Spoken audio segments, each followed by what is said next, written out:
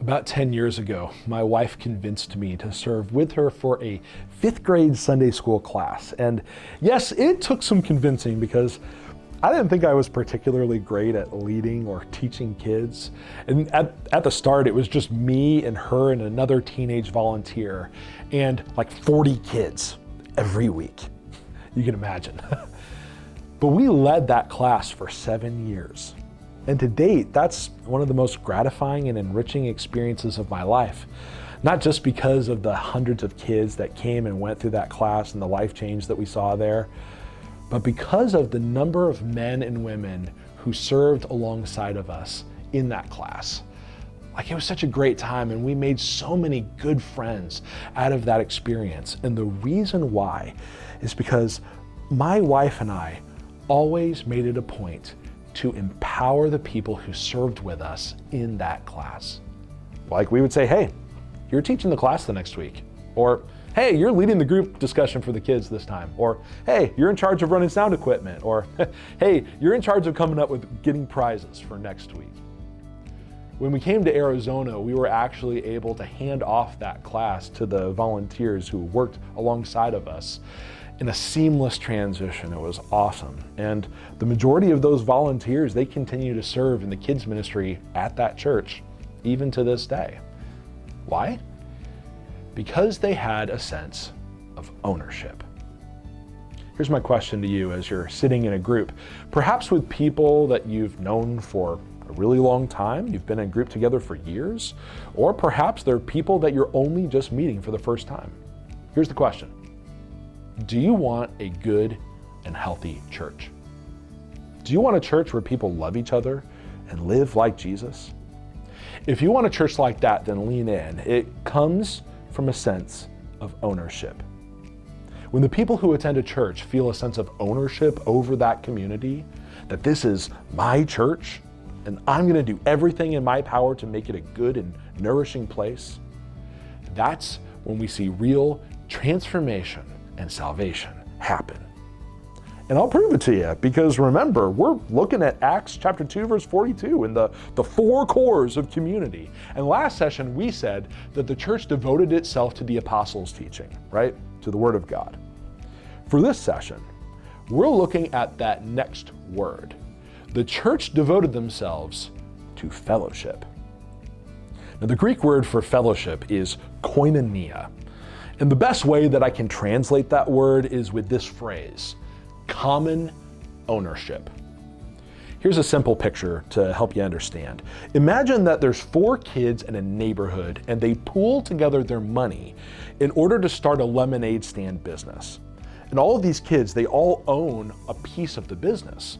And so they all work hard in order to make sure that it's successful. And as they go to bed, they're envisioning ways to improve their advertising. Like, one of the kids comes up with a method to scan credit cards to make purchasing even easier. I mean, they even enlist their younger siblings to devise a supply chain to make sure that each lemonade stand in the neighborhood doesn't run out of product. I mean, they're even having conversations with the school principal to expand and open a franchise in the school cafeteria. I know that's a ridiculous picture, but those kids, they had a sense of common ownership. Since they're all invested in the business, they want the business to succeed. I mean, it makes sense, right? And in the same way, the church had this sense as well. All of them believed that they had a sense of ownership in their church community. I mean, after all, they invested their time, their service, their prayers, their care for one another, their tithes and offerings.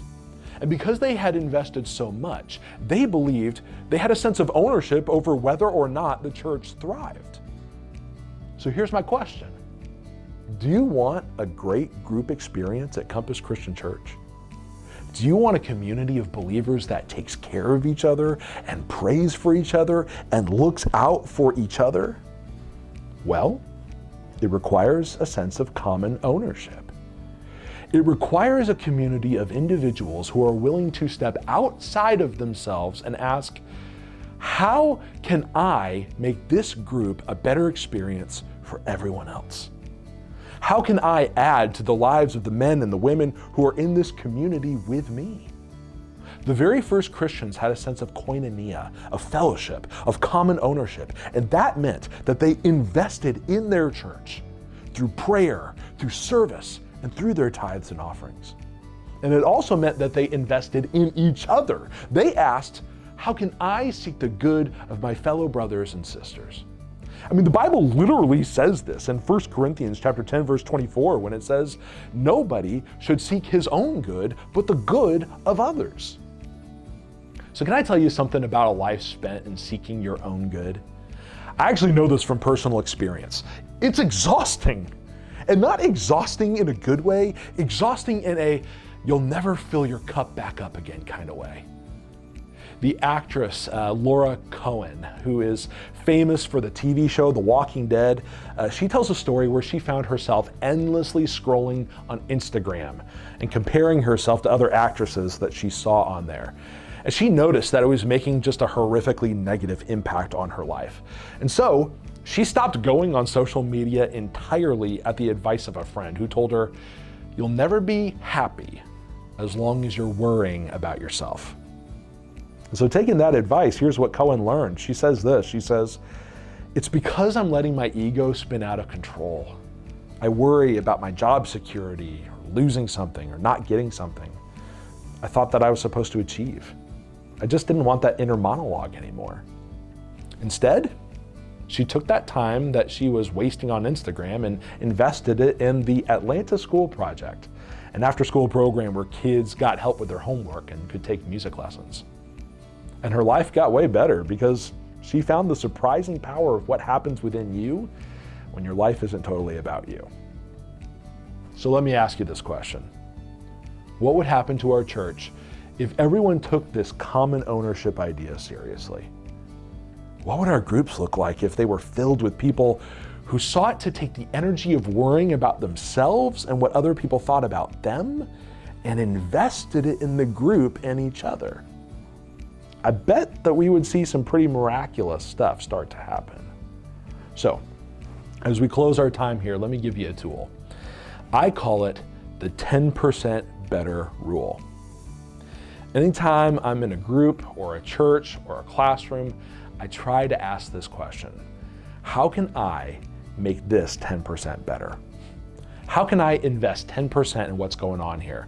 How can I contribute to what's going on? I mean, that's just a great question to ask for the group that you're in. Like, how can I make this experience 10% better for everyone else here? Like maybe you offer to grab snacks for the group meeting once a month. Maybe you take the initiative and read the discussion questions ahead of the group time and write down some thoughtful answers so that the group discussion can be 10% better. Maybe you put a little more effort and time into prayer and really focus on asking for the good of the other people in your group. I mean, you can ask that question about the people in your group as well, the other people in your group as well. Like, how can I add to their lives? How can I make their journey following Jesus 10% better? It's incredible what happens when you ask that question and when you keep asking it and when you follow through and make it happen. Because all of a sudden your group begins to look more and more like a good and nourishing church community.